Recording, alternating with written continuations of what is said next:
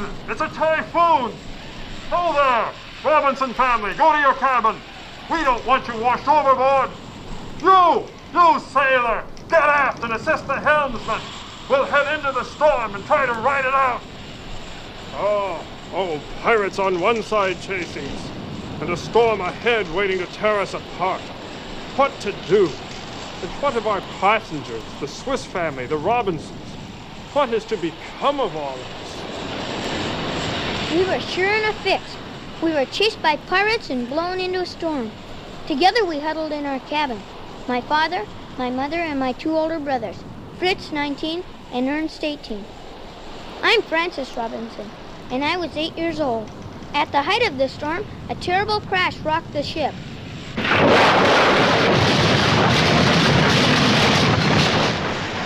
hit a reef. Then gradually the storm stopped. We were locked in our cabin. The waves continued to break in clouds of foam around the ship. We were wet, we were frightened, and we were alone. Help us, somebody! Get us out of here! What's the trouble? Why won't the door open? Rigging failed and lodged against it. I can't get it open without prying. What about using the bedpost as a wedge? Good idea. Can't understand why the crew won't help us. There's something on board. I can hear cows and dogs. Oh, where's the crew? Here's a bedpost, Father. Try it as a lever. Quick, Ernst, block it. The door's open. We're free. All right, Fritz, you lead the way. Gee, look at the mast. You were in a bad typhoon, Francis. Captain Wilhelm! Anybody? Hello there! I guess if anyone was on board, they would have heard us long before this. I wonder, did they abandon ship or were they swept overboard? Maybe the pirates captured them. I can't believe they just go off and leave us. We'll never know. In any case, the ship is abandoned. They have no claim on it. It's ours. That's maritime law. We're not too far from land. Not more than a quarter mile. Then there's hope. Maybe we can get to shore, get some planks or something, fix her up so she'll sail again. At least I'm sure we can build a raft and float to the island. That's the most important thing right now. Fritz and Ernst and my father lashed barrels together to make a raft. Drop the raft over the side. We'll see if she'll float. Fritz climbed on board the raft, then Ernst, then me, and then Father lifted Mother down to us. Easy now. Take care. Oh! They didn't do too well with Mother. She got pretty wet. Father wouldn't let us take the captain's 2 dogs for fear of sinking the raft. They were Great Danes, and they were pretty big. Their names were Duke and Turk. After we pushed off the ship, they jumped in the ocean and swam after us. We floated past reefs and boulders sticking out of the water. Fritz and Ernst had to paddle fast to avoid them. The dogs swam behind us, but they began to get tired. I thought they were going to drown. Do something. Don't let them drown. Father made a glum face, but he let us take the dogs aboard. You see, they didn't sink us. We were halfway from the ship to the beach when we saw some fins cutting the water. Sharks! The killer fish circled around and around us, waiting for our raft to sink. Fritz and Ernst tried to drive them away with paddles. Get away! Get away there! Paddle faster. We must get to shore. I can't paddle and swat sharks at the same time. Oh, we must do something. Look, a giant turtle just ahead of us. Hey, if I could lasso the turtle, he could pull us in. Here's the rope. You try it, Ernst. Ready? Set? I got him! Hooray! Ernst is the best cowboy I've ever seen. We should get to shore quickly now. Soon we were on the beach, and Mother asked us to kneel down and give thanks for our safety. Fritz and Ernst set up a tent, and Mother cooked dinner over an open fire. Darkness came, and we boys wrapped ourselves in wet blankets and curled up under the tent. Just before I went to sleep, I could hear Mother and Father talking.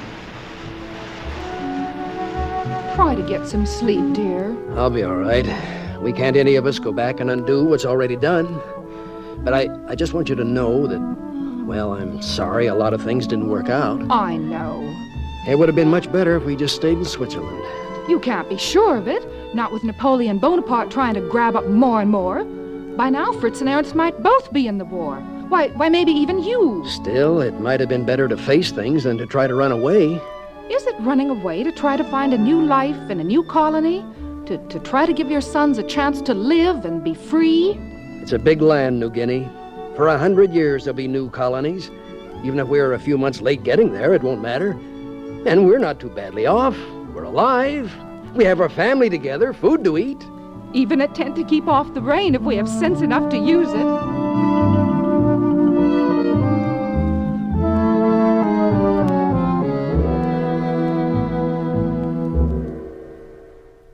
The next day, Mother and I stayed on the island while Fritz and Ernst and Father went back to the ship. They planned to salvage anything they could. Ropes and rigging, hardware, food, and the cow and chickens and ducks trapped in the hold. While they were aboard the ship, Ernst had an idea. I still think we could make her sail again. If she sits like this at high tide, you'll never get off of the rocks in a million years. Now, let's get down to the hold and see about... Look! A ship! A ship! Ahoy there! Ship ahoy! I think they see us. Let me get the spyglass and make sure. Yes, they do see us. They're turning. Wait! Looks like the pirate ship that chases into the storm. Yes, it is! Better keep down, boys. And I deliberately tried to get their attention. Let's get the ship's cannon. At least we can argue the point with them. You know how to fire it? I think so. I'll get a keg of powder. Fritz, you see if you can find any kind of rags we can use for wadding. And hurry, the pirate ship's getting closer!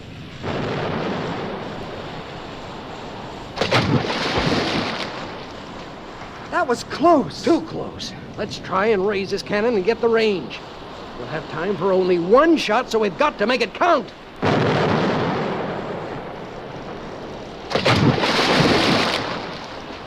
Their next shot will hit us. Wait!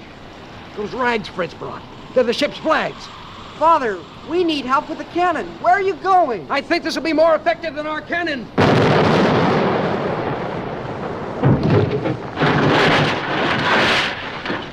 It better be. That shot hit the prow. It's working! Look! Yes, they're sailing away. They're turning tail and running. What did you do? That orange flag with a black ball in the middle. That's a quarantine flag. That means that Black Death's on board. It scared them off. We're safe. But not for long. They know where we are. They'll be back someday, and we mustn't forget it. While my father and brothers were having a dull old time on the ship with the chickens and ducks, I was having an adventure of my own with elephants and tigers. It started when I went to explore the jungle near the beach. I was walking through the brush and came to a clearing. And in the clearing, guess what I saw? A baby elephant. Gee, you'd sure make a fine pet, little fella. Would you like to come live with us? We could be friends. What's the matter, little fella? Don't you know I wouldn't hurt you? Now, if I can just get this rope around your leg, we can be friends. Easy now. There! Now I'll lead you back to the beach, and... a tiger! You get out of here! Go on, get away! Get out of here! Duke, Turk! Come here, boy! Go get him! The two dogs leaped at the tiger. The big cat battled them with his paws, but the dogs darted in and out. The baby elephant was scared to death, but it couldn't move because I had it lassoed. The tiger tried to sink his big teeth into the dog's neck, but they wouldn't let him get close enough. Finally, the tiger turned tail and ran into the jungle as my mother came up from the beach. Francis, oh, Francis, why did you leave the beach? They sure showed that old tiger who's boss. You could have been killed wandering off that way. Well, don't you have anything to say? I'm sorry I did it, but But what? can I still keep the baby elephant anyhow? Oh, Francis. The baby elephant came in handy when we built the treehouse. Father decided we might be on the island quite a while, and we should have a safe place to live. So he built the most wonderful treehouse in the world, and the elephant helped carry wood. When it was finished and Father showed it to Mother, there were tears in her eyes. She was so proud of us. Now, here on the bottom level is the kitchen. And please note the running water. Ernst designed the split bamboo pipes that carry the water from the stream to this large barrel. The extra water works as cooler, and additional water is drained to your adobe-type stove to keep us supplied with hot water. It's just wonderful, Ernst. Just like home. And see the sink? It's a shell of a big turtle. Now, come to the living room. It's right up these steps. Oh, well, it's more beautiful than I could have imagined. We put in lots of shelves for books and utensils. And the hanging pots of flowers were Fritz's idea. And where does that rope ladder lead? To our room. We took the bunks from the ships and built them right into the branches of the tree. Everything's good and solid. And we designed Francis' bed so we can't fall out.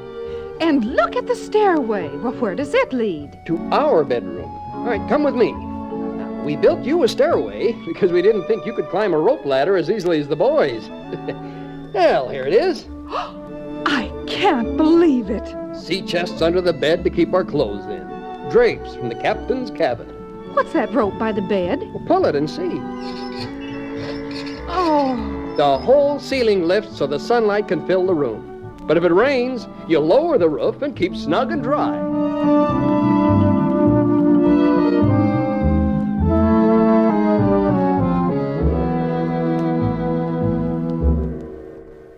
It was even more fun to live in the treehouse than it was to build it. I was always climbing up and down the ropes and ladders when nobody was looking, swinging on vines from my room to the ground. One morning I woke up and found a visitor just a few inches from my nose. It was a tiny monkey. I caught him and trained him, and he followed me everywhere. But I almost got into trouble one day when I saw a big bird near the house. I knew it was an ostrich, and it couldn't fly. But it wasn't until after I climbed on his back I found out how fast he could run. Francis! Francis, you'll be killed! Hey! Let go, Francis. Fall off and you won't get hurt. Let go before he runs into the jungle. They didn't know I was too scared to let go. By the time I did, the ostrich was worn out, so he sat down. I'd heard of men riding wild horses to saddle break them, but I bet I was the first 8-year-old to saddle break an ostrich. One day, Ernst and Fritz started on a trip around the island. They were gone an awful long time. After a while, I got to thinking, maybe they weren't coming back. Their dugout canoe could have turned over, or they could have met up with the pirates again. And there were always the wild animals. When Christmas time came, Mother wrapped the packages and put them on the table. But my brothers weren't there to open them. In spite of this, Mother tried to make it a happy Christmas for me. Are we ever going to open up the other packages? Those are for Fritz and Ernst. I know, but suppose they don't come back. Suppose they got ate up. That's enough, Francis. It's time you went to bed now. It's been a long day. Good night, Francis. Merry Christmas. Yes, son. Merry Christmas. As I started up the rope ladder to my room, I heard some other voices. It was Fritz and Ernst. They'd come back. And they made it the best Christmas ever because they brought us a present. A girl. She was about the same age as they were. A real pretty one, too. Oh, Fritz, Ernst, I thank God you're back safely. Mother, this is Roberta. Hello, Roberta. How do you do? We found her on the other side of the island. How did it happen? We found a cove where the pirates beached their boat. That pirate leader is named Koala. How do you know that? He chased us, too. My grandfather owns a fleet of ships, and I was sailing with him to the Indies. Koala attacked us, took our ship, and was holding us for ransom. If you escape from the pirates, then they know you must be on the island somewhere. This means we must prepare for an attack. But we'll do that in the morning. Right now, let's celebrate a wonderful, wonderful Christmas. I'm so glad you're home, boys. And thank you for bringing me such a beautiful Christmas present. The next morning, Father held a conference. All of us were there. Fritz, Ernst, Roberta, Father, Mother, and me. The first thing to do is to blow up the ship. You mean with gunpowder? We can't take chances of it serving as a beacon to the pirates. What good will it do? They already know it's there. With hundreds of islands, thousands of reefs, I'm hoping they won't remember exactly where it was. We must be ready to fight, but not too proud to hide. We'll gather together all the muskets we can find. There's no question. If the pirates come, we'll be outnumbered maybe 10 to 1. But if we prepare for the advance on that hill over there and dig we in... can be something like medieval knights defending a castle. Exactly. That meadow leading up to the hill, it's open country and no place to fight from. That's our big weakness. That's where they'll try to come up. We'll do our best with what we have. Now, down there, we'll put our pits, our snares, our entanglements. Maybe we'll plant some explosives with fuses we can touch off from the hill. And when the pirates come, by George, we'll give them a whale of a battle. We started to work that very day. By late afternoon, my father and brothers had placed powder around the ship and lit the fuse. They boarded the raft and paddled rapidly away. There was a big explosion. Everything went in every direction. It was great. We made bombs by taking coconut shells and filling them with gunpowder and gravel. Then we sealed the shells together with wax. When we lit the fuses and threw the coconuts, Pirates coming! Everybody to the fort! Pirates! It wasn't really pirates. It was just me. Father was so relieved he forgot to be angry with me. That night, a big old tiger fell into one of my pits. We covered the pit with straw, and if a pirate comes close, he better look out, or that old tiger will eat him up.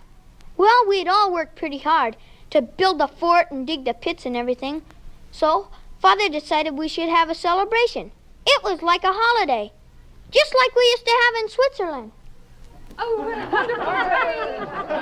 All right, quiet, everybody, quiet! Now then, this is the feature race of the day. In first position, riding his baby elephant, is Francis. Next, astride the ostrich, is Ernst. Riding the rare striped zebra is Roberta. And on the outside, aboard the gray donkey, is Fritz. Hey, don't forget the dog. Huh? Oh, yes. And as a special contestant, riding our dog Turk and wearing a red hat is Francis Monkey. And serving as our official starter today, the loveliest lady of the canton. Thank you, sir. Everybody ready? On your marks, get set, go! And it's Ernest and his ostrich taking the lead for the elephant, heading in the wrong direction. And the elephant is now running in the right direction, but the donkey seems to be lost in the woods. Oh, here it comes now with Fritz aboard.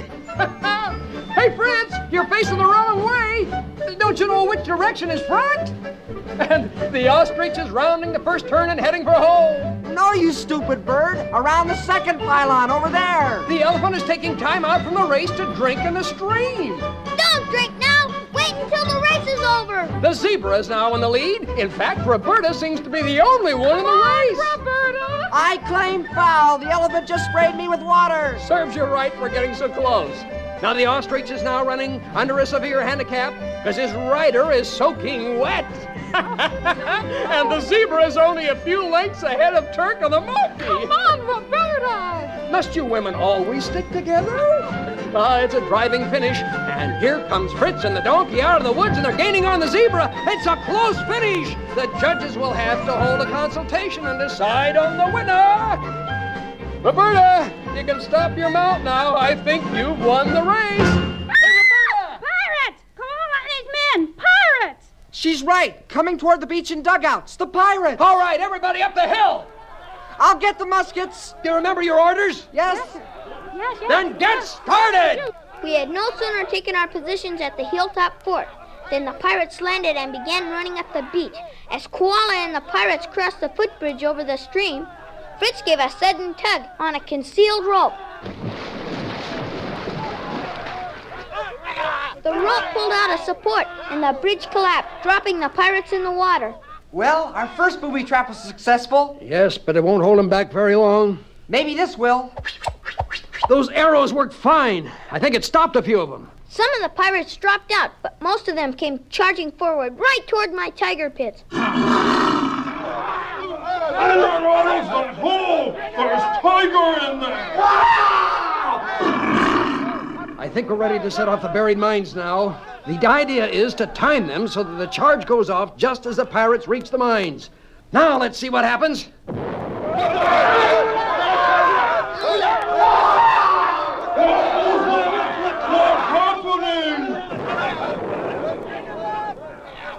Perfectly timed. Now let's light numbers 2 and 4. Yes, sir. We'll teach those pirates a thing or two. They don't give up very easily.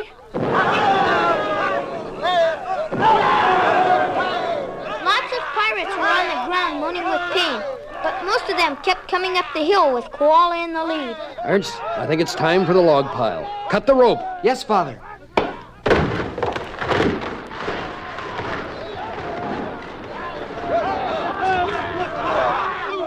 Look at them go. The pirates don't know what to think. The logs rumbled down the hill and smacked some of the pirates in the head, but most of the pirates ran down the hill and hid behind rocks. One of the logs tumbled into a tiger pit. Tiger out! Run for The tiger chased the pirates into the jungle, and for a moment we had peace. Then Koala tied a white flag on the end of his sword and waved it. Koala make talk. You hear? We hear you. You take boy belong Koala. Give back, boy. No more fight. Don't let him take hear? Roberta. Don't worry. You want the boy, you come and get him. We're ready for you, and you can put away your white flag. Maybe it would be better Don't if I say would it. go down. They wouldn't bargain with us if they thought they could beat us. Send boy downhill. Koala take boy home. Get plenty money. Nobody hurt. You hear? I think he's stalling. I see some of his men creeping up along the sides. Yes, I see them.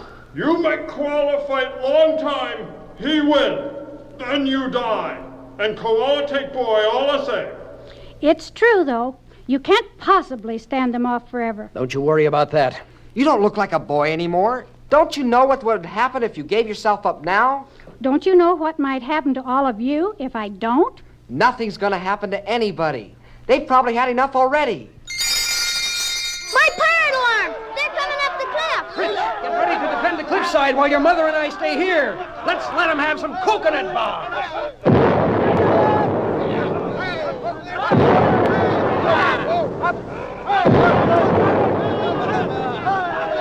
The pirates kept coming.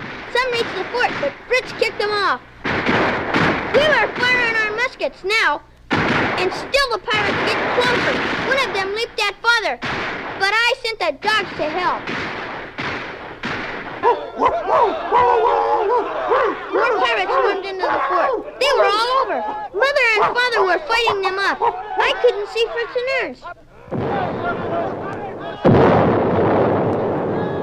They're firing at us. No! It's somebody else firing on them. Back to ships, quick! Before we knew what had happened, Koala and his pirates were running down the hill, crossing the beach and trying to get into their longboats. From around the point, a merchantman sailed, its guns booming and smoking. It's one of my grandfather's ships. I knew he'd come back. I knew it. Sure enough, the ship belonged to Roberta's grandfather. It sank the pirate ship. Koala and the other pirates were never heard from again. When Roberta's grandfather offered to take Mother and Father to New Guinea, they said no. They wanted to stay right on the island. Ernst chose to go to London and study, and Fritz and Roberta decided to remain on the island. Me? I got to stay on the island too. Can you think of a better place to live?